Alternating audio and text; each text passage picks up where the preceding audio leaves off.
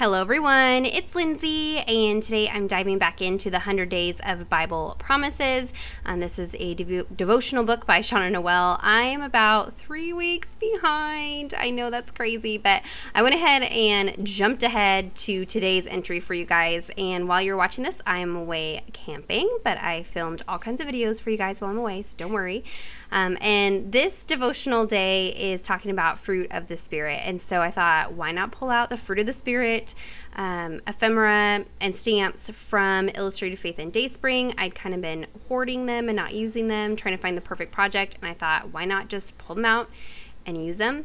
And I wanted to show you how quick and easy it is to pull together a page. I know a lot of my process videos in this book so far have been very labor intensive and have tons of mixed media things going on, and so I thought I would show you kind of an easy way to put together a page. And it's nice, everything works together and is seamless since it's all from the same line. So I will link everything down below that I used. No worries, you can go find it. I'm starting out with the stamp set. So the stamp set has this little strawberry, and the strawberry has a piece that you can stamp inside of it for the berry portion and for the leaves. So I'm beginning by stamping out the outline with VersaFine Onyx Black ink, and I am laying my ephemera pieces down. I want these to look random, but they're intentionally random, so I want to be very specific about what parts of them poke out around the ephemera. That way they look kind of even on the page. So that's why I'm kind of staging things and then moving it over and stamping. And with these stamps from Dayspring, they're a little bit soft, so you just want to make sure you don't push super hard, and that's how you're able to get that really nice thin line for the outline. So here I'm picking up the filler portion, and I get a lot of questions about why I rub my stamps on the back of my hand. I know it's gross, but the stamps in particular from Dayspring are very slick, and they don't hold on to ink very well unless you dirty them up. So you can either rub them on the back of your hand, you can rub an eraser over them, but you want to try to get the surface of the stamp more matte looking, and then it'll hold on to inks and markers better. So I'm going in and inking this up with a Faber-Castell brush marker.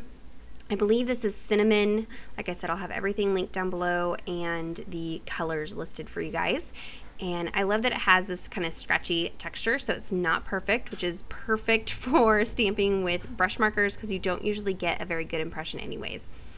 So I'm doing the same thing for the greenery portion, and this is earth green that I'm stamping in there. I tried to kind of pick colors that match not only the colors that are on the page, but also the colors that are in the die cuts that I will be attaching. And as I've been working through this book, I've only really been focusing on the right-hand side of the book. I'm not doing a whole lot of decorating or anything on the left-hand side. I'm just leaving that with the verses and the devotional content. Every once in a while, I'll kind of add a little something over there, but I'm not adding too much. I also get a lot of questions about the coil binding. If you buy this book from Dayspring, it does not come coil bound. That's not how it's sold. I took mine to Office Depot and had it coil bound. It was around $5 or so, and I am super glad that I did it. I have been using all kinds of chunky dimensional pieces in here, and this is allowed for that, and it also lays flat while I'm working in it. So I love having it coil bound. I pulled out some washi tape from my stash, and I'm creating some little layering here just to, you know, add some detail and interest. And I'm going super quick. I am filming all of these videos for this week on Monday since I will be out camping when you see this. And so I had to film, edit, render, and upload and pack all in one day. So I'm just trying to keep things super simple and super quick, and trying to not have it be so mixed media for those of you who aren't into that.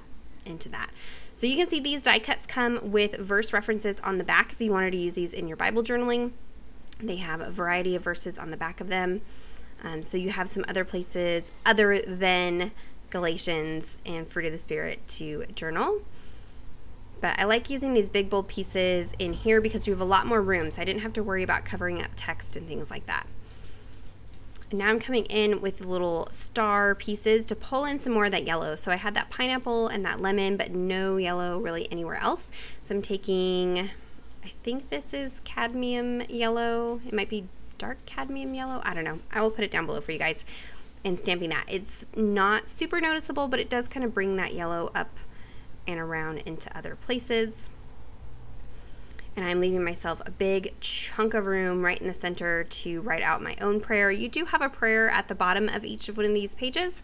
And so you could do note-taking and things like that, but I've been kind of journaling my own personal prayer on these pages. So I went ahead and cut off all the excess that was hanging off the edges. Now I'm taking the highlighter washi from Illustrated Faith and using that to highlight the verse, just as a little second piece there.